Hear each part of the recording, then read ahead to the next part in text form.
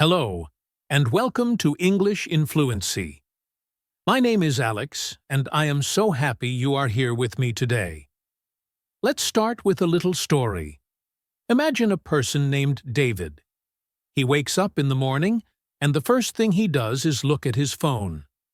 The sky outside is gray and cloudy. He feels a little tired. As he walks to the kitchen, he accidentally bumps his toe on the leg of a table. "Ouch," he says. It hurts. Then he tries to make coffee. But he realizes he forgot to buy more coffee beans yesterday.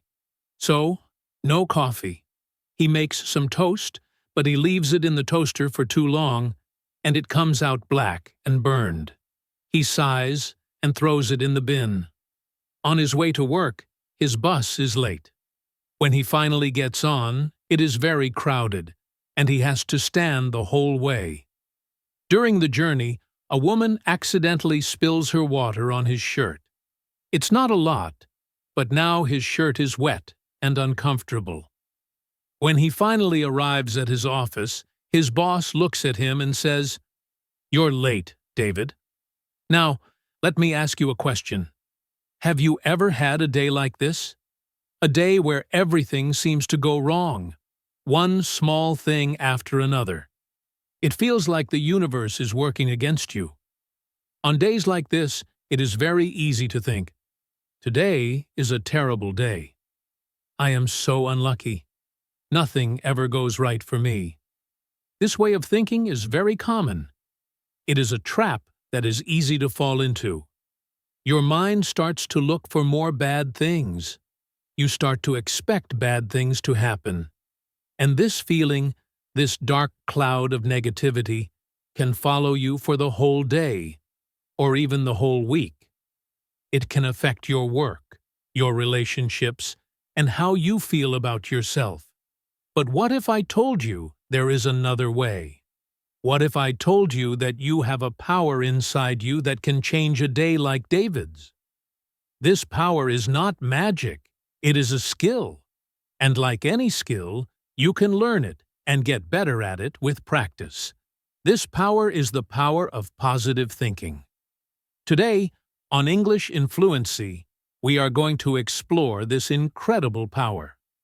This is a special B1 listening practice session, so I will be speaking clearly and using language that is easy to understand.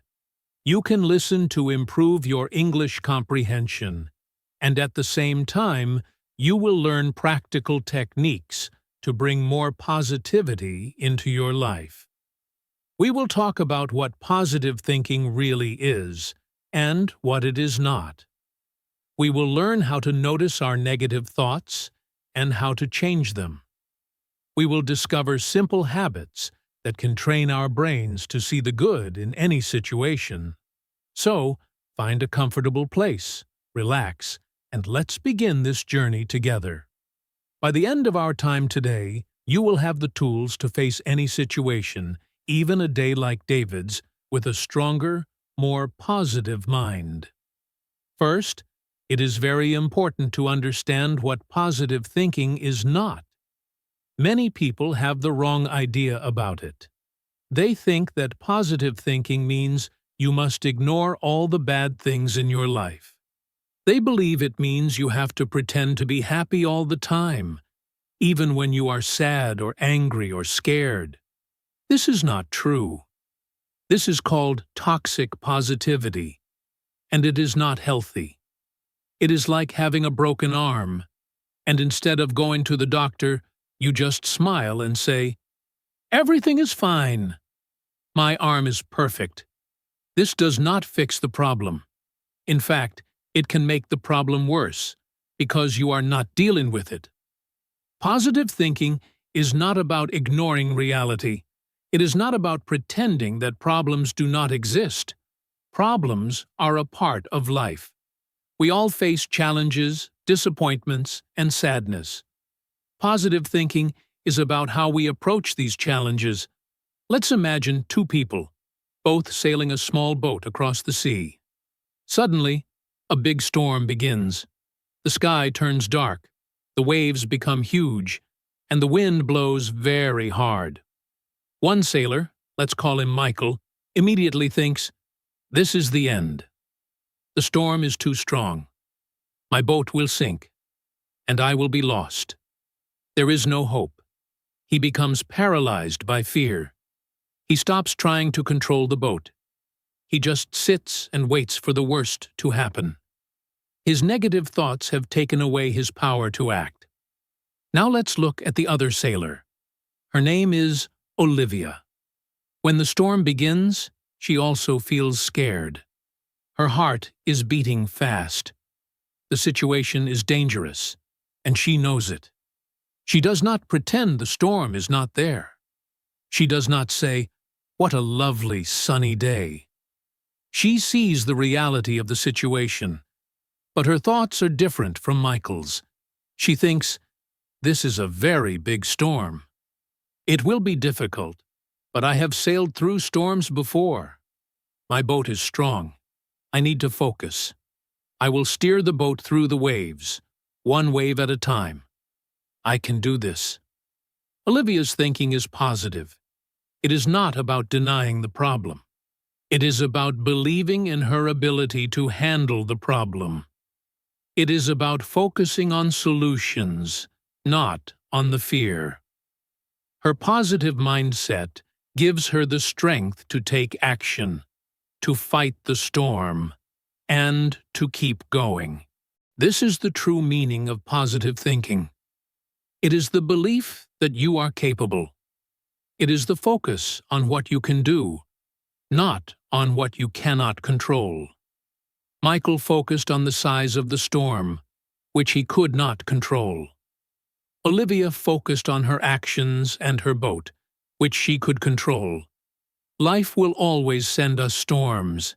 They can be small storms, like a burned piece of toast, or very big storms, like losing a job or facing a serious illness. Positive thinking is the skill of being a good sailor, of being like Olivia. It is about acknowledging the storm, but choosing to believe that you have the strength and the resources to navigate through it. So, as we continue, remember this idea. We are not trying to get rid of the storms of life. We are learning how to become better sailors. Now you might be thinking, "Okay, Alex, I understand. But why is my brain so often like Michael's?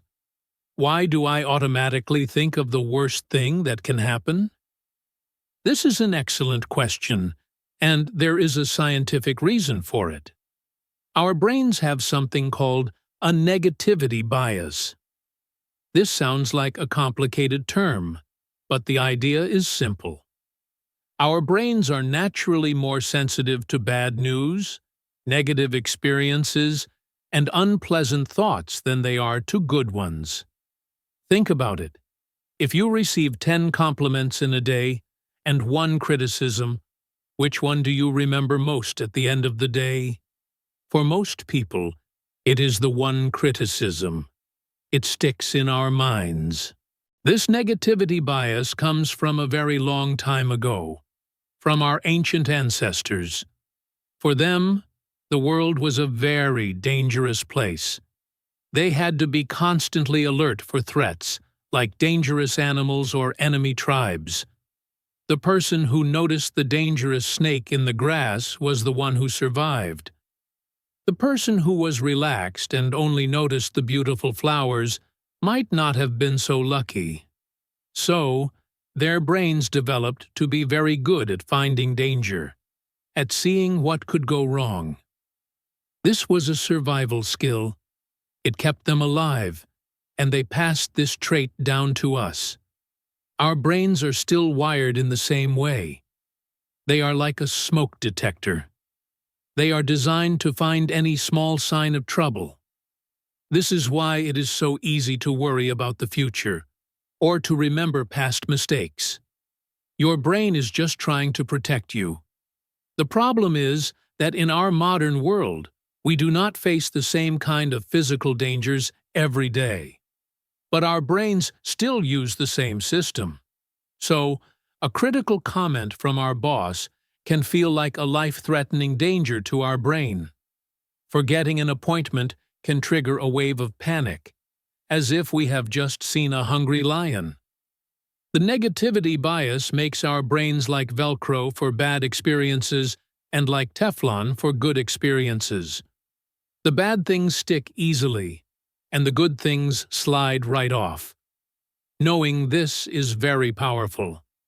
It means that if you find it easy to be negative, you are not broken. You are not a negative person. Your brain is just doing the job it was designed to do. But here is the most exciting part.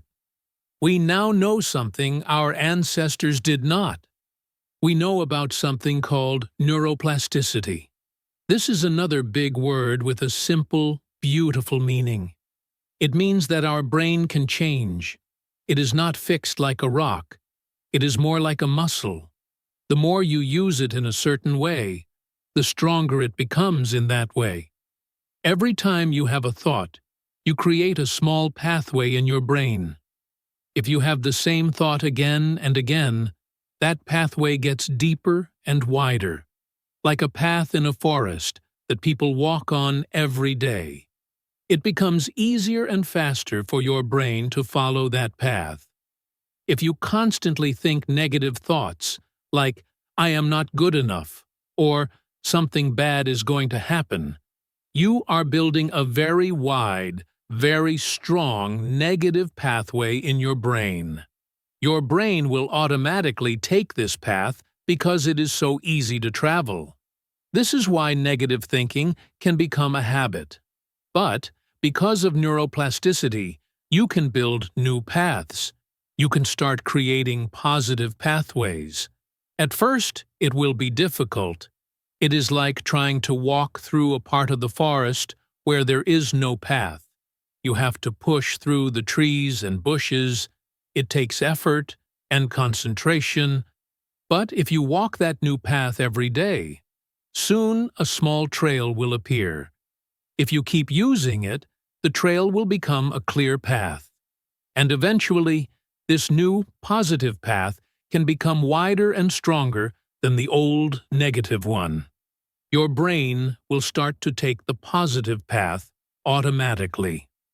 This is the work we are going to do today. We are going to learn how to be brain architects.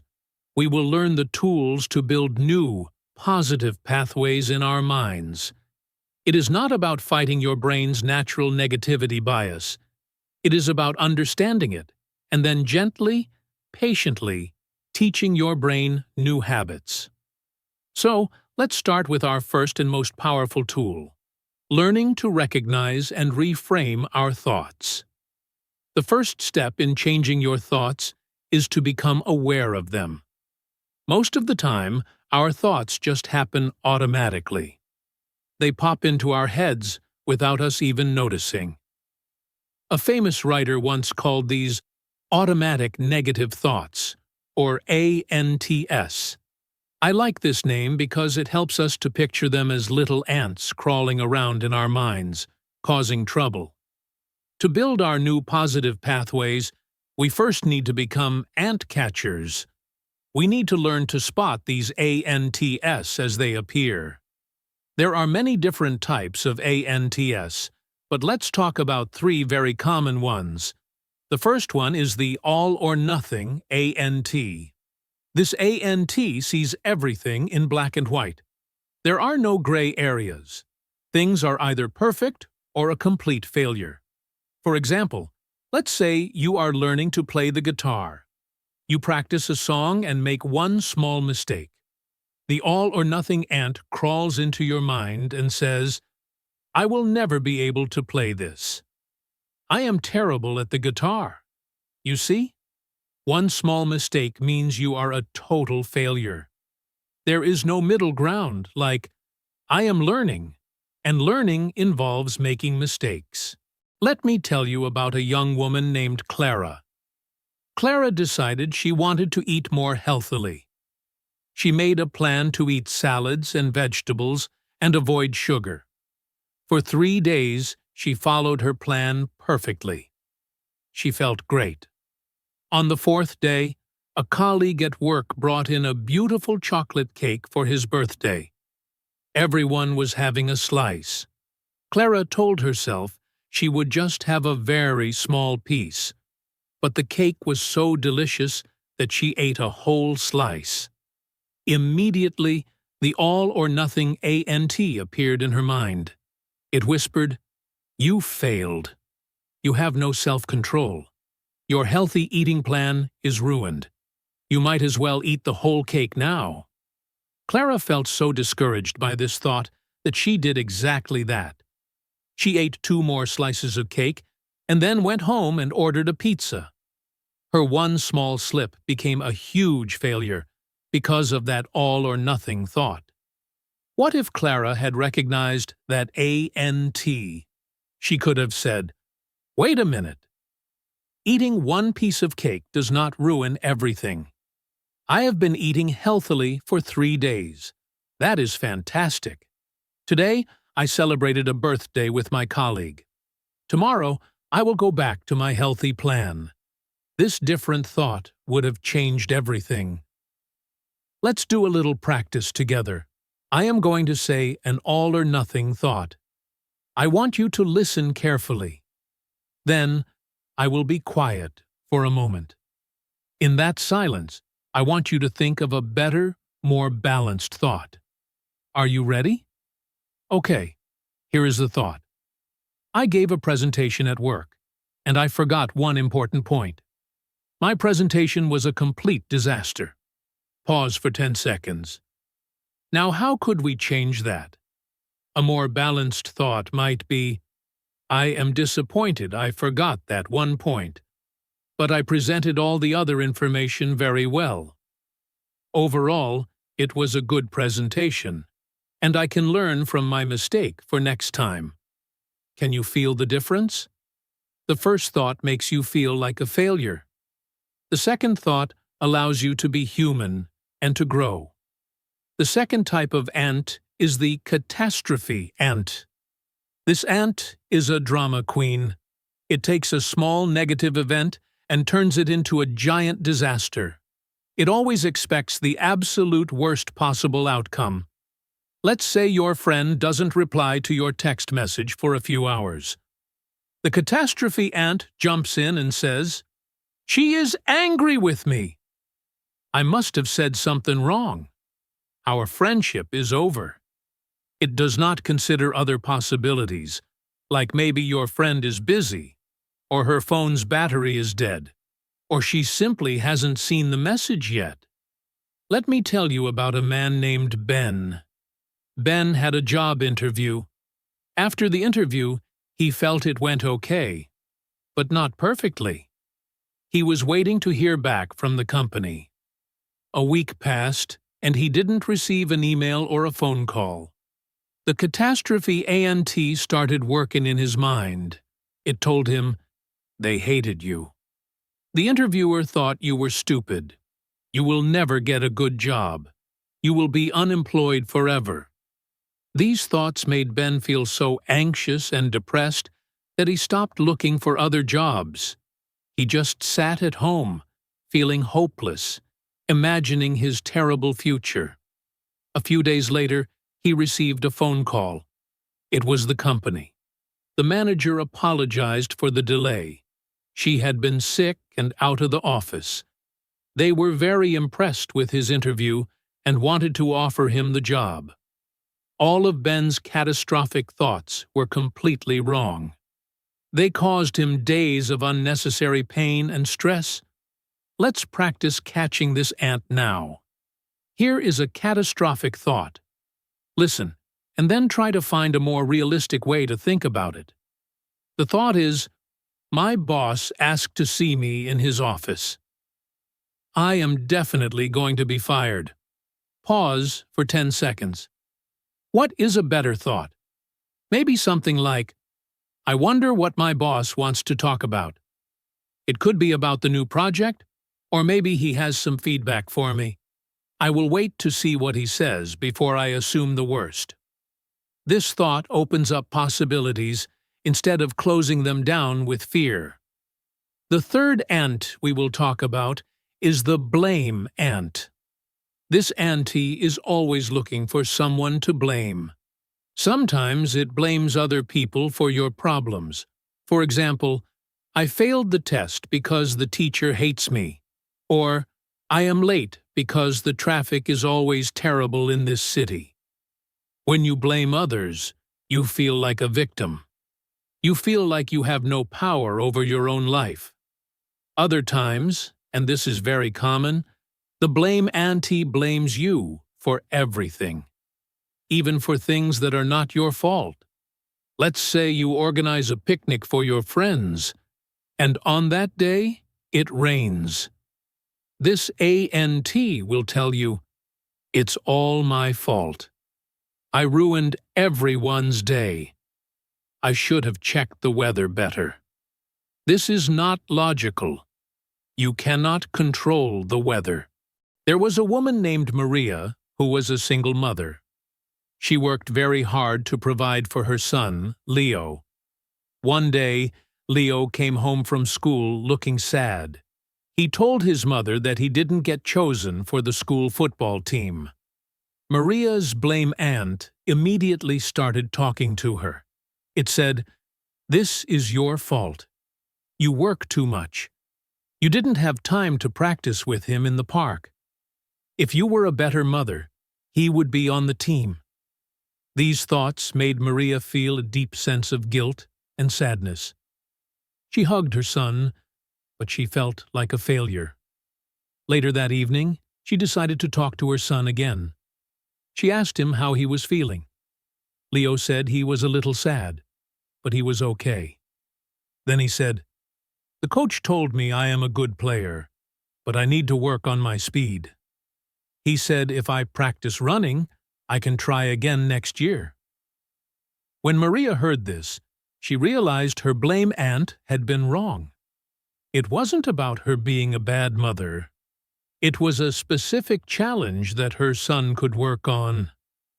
The situation wasn't a story about her failure. It was an opportunity for her son's growth. She could help him practice his running. The blame had been a heavy weight that stopped her from seeing the real solution. Let's practice with the blame aunt. Here is the thought. My friend is in a bad mood today.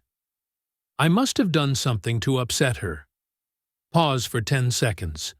How can we reframe this? A better thought would be, my friend seems unhappy. I hope she is okay. Maybe something is bothering her that has nothing to do with me. I will ask if she wants to talk about it. This thought shows compassion for your friend and for yourself, instead of automatically taking on guilt that might not be yours. This process of catching and changing your thoughts is called reframing.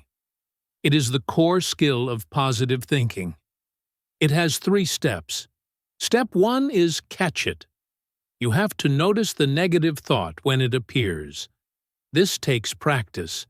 At first, you might only notice it after you have been feeling bad for an hour. But with practice, you will get faster at catching the ANTS as soon as they arrive. Step 2 is challenge it. You have to question the negative thought. Ask yourself, is this thought 100% true? Is there another way to see this situation? Am I being an all-or-nothing aunt, a catastrophe auntie, or a blame aunt? What would I tell a friend who had this thought? We are often much kinder to our friends than we are to ourselves. Step 3 is change it. You replace the negative, unhelpful thought with a more positive, balanced, and realistic one. You replace "my presentation was a disaster" with "it wasn't perfect, but it was good, and I learned something." This is not easy at first. It feels unnatural because you are building that new path in the forest. But every time you do it, you make the path a little clearer. You are taking control of your inner world. You are becoming the sailor who can navigate the storm. I encourage you to try this. For the next week, become an ANT catcher. You can even write them down. Keep a small notebook. When you feel sad or angry or worried, ask yourself, what thought just went through my mind? Write it down. Then, challenge it and write down a new, better thought next to it. This simple exercise can be life-changing. Now, let's move on to our second powerful technique for building a positive mind. This one is simple, but it is incredibly effective. It is the practice of gratitude. Gratitude is the quality of being thankful. It is the readiness to show appreciation for and to return kindness. In our busy lives, it is very easy to focus on what we don't have. Our negativity bias makes us notice the problems, the missing pieces, the things we want but cannot get. We think, I will be happy when I get a better job, or I will be happy when I have a bigger house, or I will be happy when I can speak perfect English. We are always chasing happiness in the future. Gratitude brings our attention back to the present moment. It shifts our focus from what is lacking in our lives to what is abundant. Think about it this way. Imagine you are in a large, dark room. You have a small flashlight. If you point the flashlight at the dirty corners of the room, at the cracks in the wall, and at the spiders, then your experience of the room will be that it is a dirty, broken, scary place. The negativity bias is like a flashlight that automatically points to the problems. Gratitude is the act of consciously taking control of that flashlight. You choose to point it at the beautiful things in the room. Maybe there is a comfortable chair, a beautiful painting on the wall, or a window with a lovely view of the moon. The room is the same. The good things and the bad things are all there at the same time. But what you choose to focus on changes your entire experience of the room. Gratitude is the tool you use to shine your light on the good. Let me tell you a story about a man named Samuel. Samuel felt like his life was very difficult. He worked a long, tiring job at a factory. He lived in a small apartment.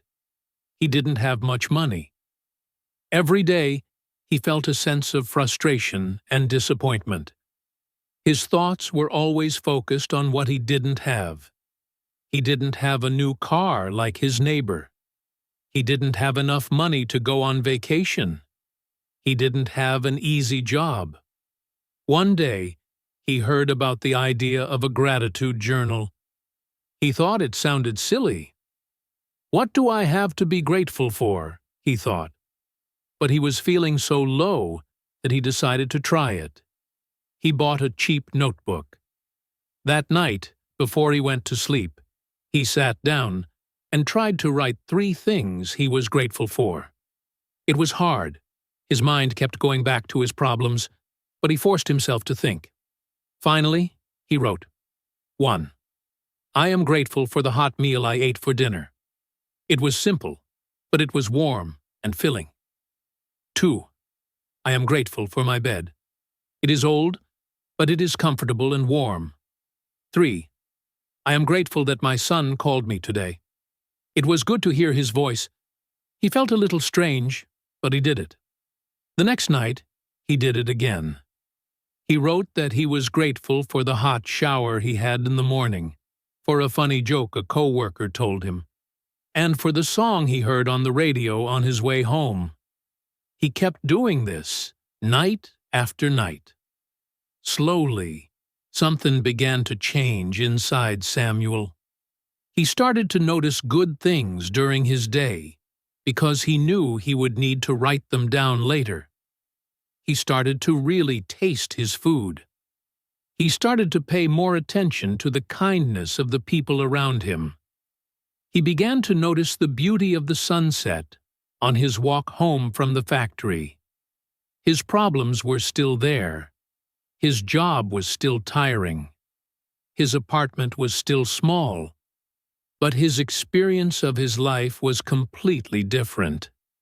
The dark room of his life had not changed, but he had learned to point his flashlight at the beautiful painting and the comfortable chair.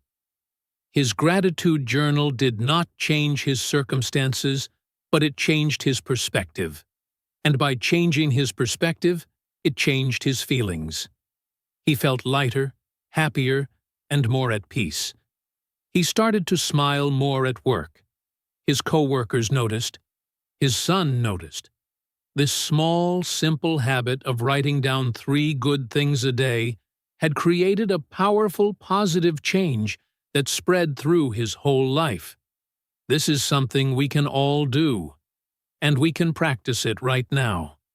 It is a listening and thinking exercise. I want you to get comfortable. You can close your eyes if you like. I am going to be quiet for about 30 seconds. During this time, I want you to think of 3 things in your life, right now, that you are grateful for. They can be very small and simple. Don't try to find big things. Small is powerful. Maybe it's the chair you are sitting on. Maybe it's the device you are using to listen to me. Maybe it's the air you are breathing. Just find 3 small things. Okay, let's begin. Pause for 30 seconds. Welcome back. How did that feel? Sometimes it is hard to start, but when you find those things, you might feel a little bit warmer inside. This is the power of gratitude. Now, to practice your listening, I will share 3 things that I am grateful for today. Listen carefully to the sentences. Number 1. Today, I am grateful for the clean water I can drink whenever I am thirsty. Number 2.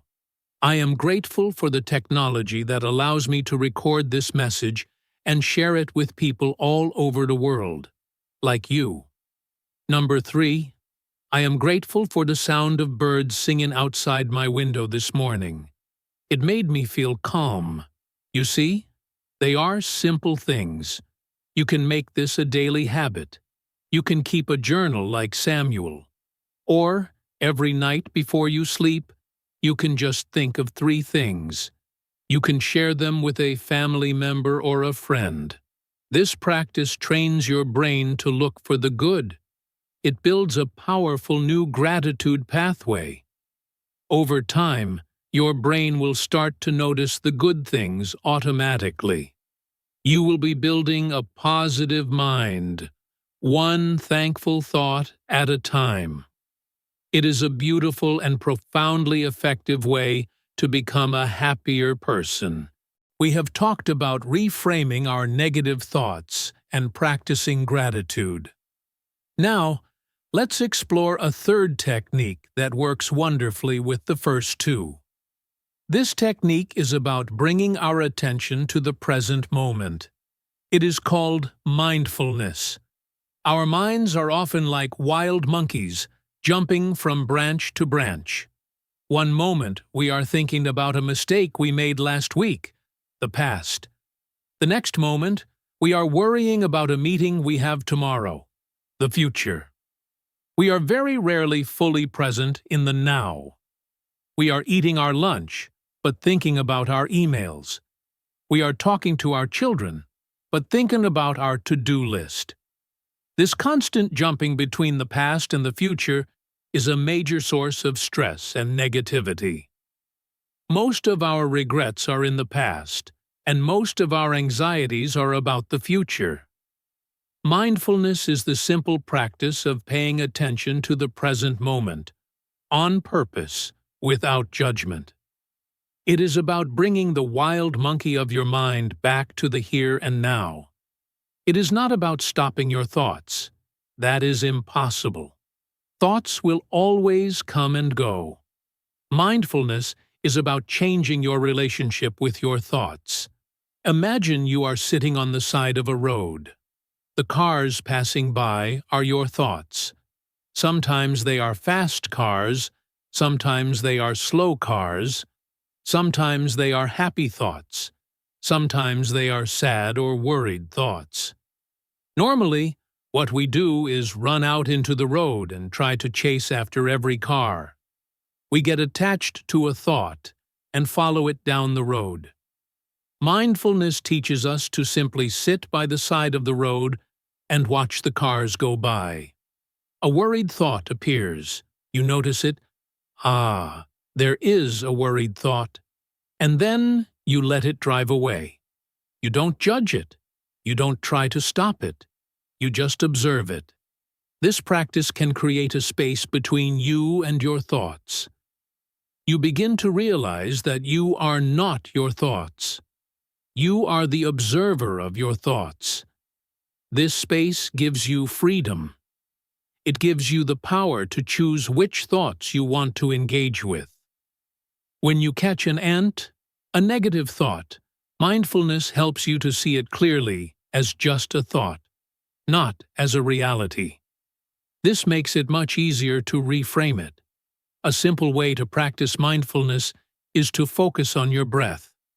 Your breath is always with you, and it is always happening in the present moment.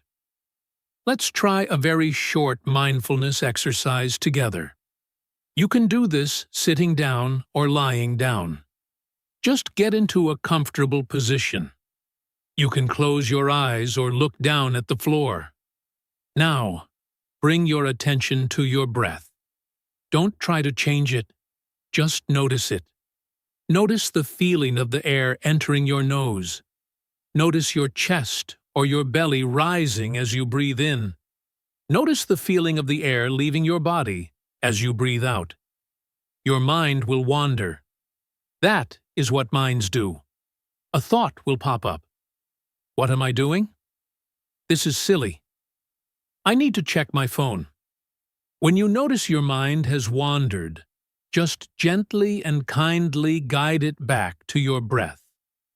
Every time you bring it back, you are strengthening your mindfulness muscle.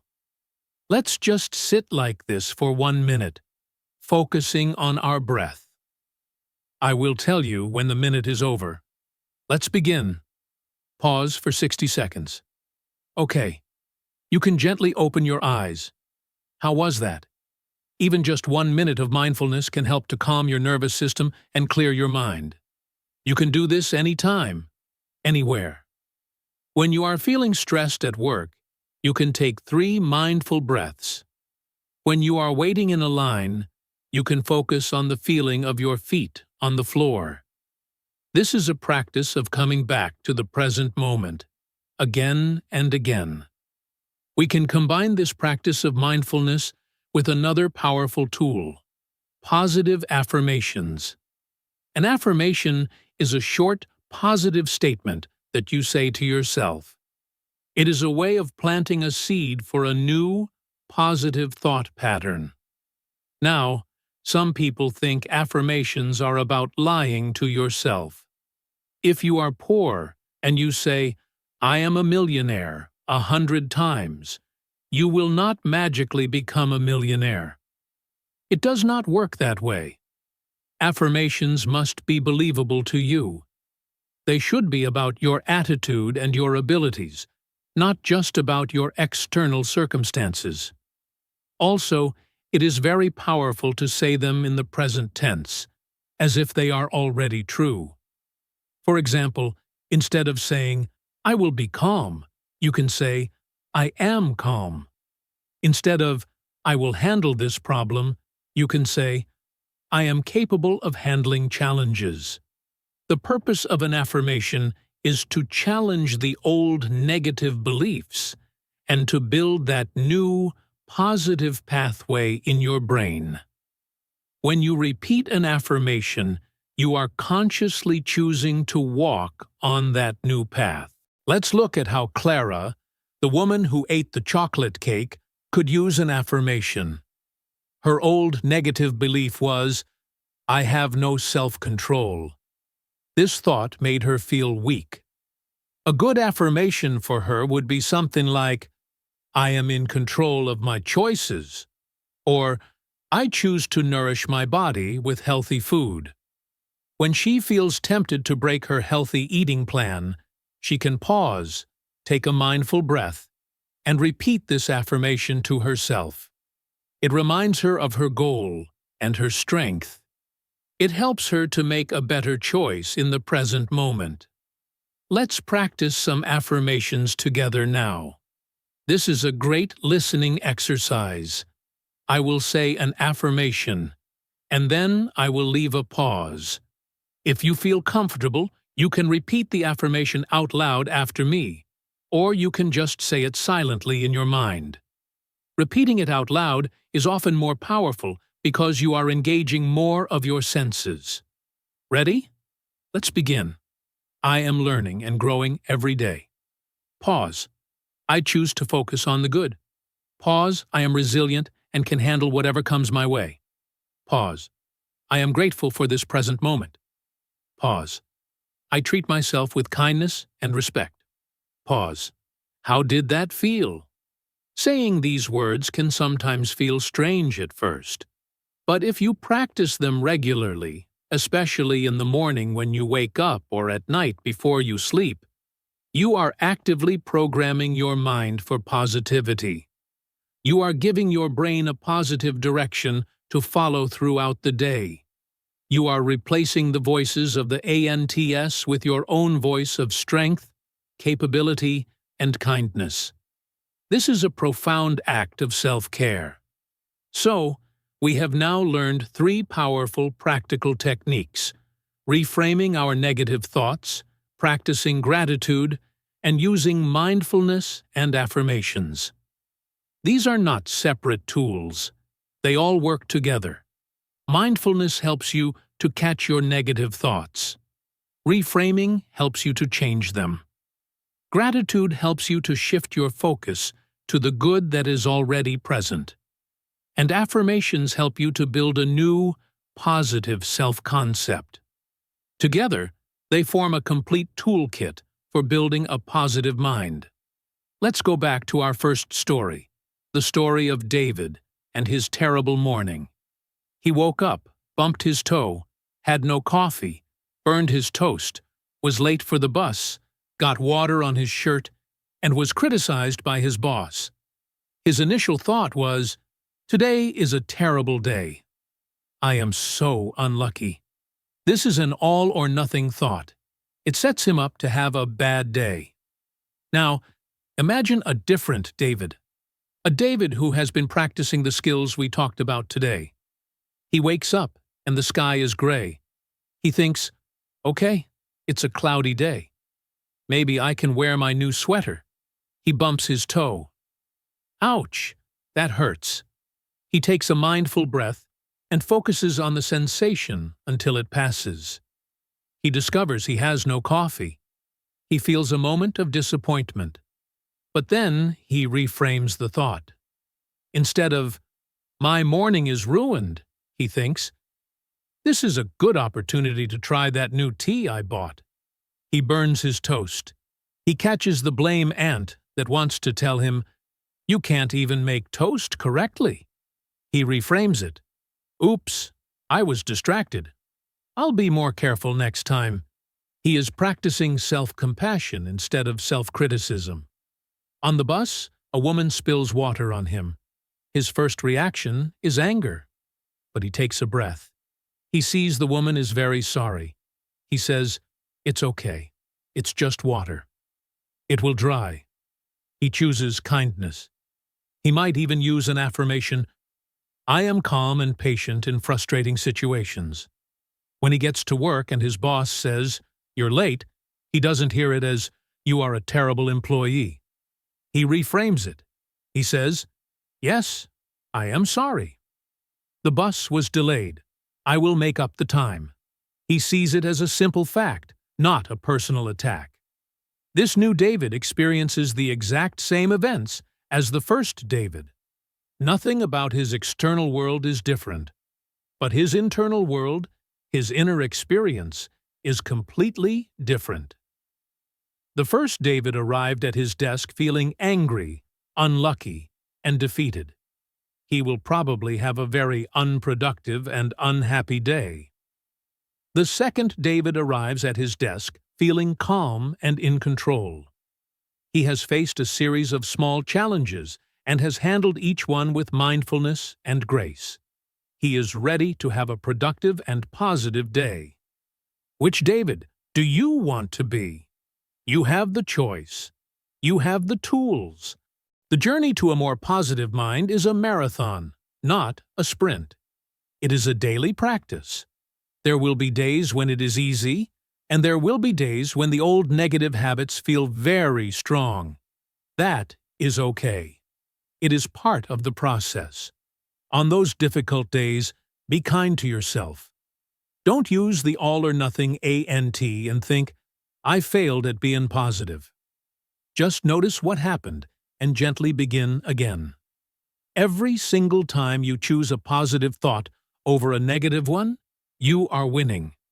Every time you find one small thing to be grateful for, you are winning. Every time you take one mindful breath, you are winning.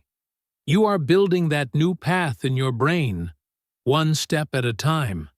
And with time and practice, that positive path will become your natural way of thinking. Your mind can be your greatest enemy, or it can be your most powerful ally. The choice is yours. We have covered a lot today. We learned that positive thinking is not about ignoring problems, but about believing in our ability to handle them.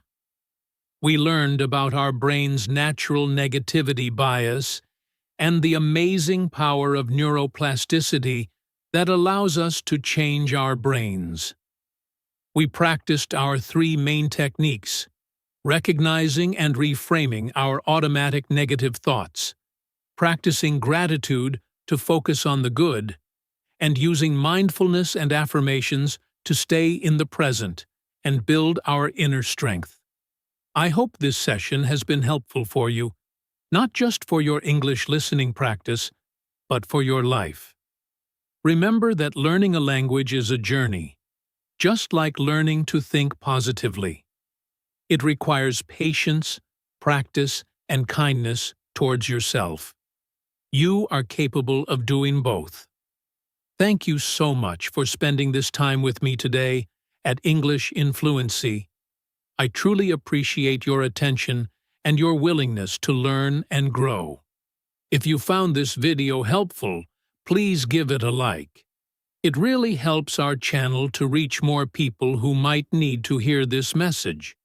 And if you haven't already, please consider subscribing to the channel for more B1 listening practice and lessons to help you on your English journey. Now, for a final call to action, I want to help you put this into practice right away. In the comments section below, I would love for you to share one of 2 things. You can share one small thing that you are grateful for today. Let's fill the comments with gratitude. Or, if you feel brave, you can share one negative thought, one ANT, that you often have, and then try to reframe it into a more positive and balanced thought. By sharing, we can learn from each other and support each other. This is a community of learners, and we are all in this together. Thank you once again for being here. My name is Alex. Keep practicing, stay positive, and I look forward to seeing you in our next video. Have a wonderful day.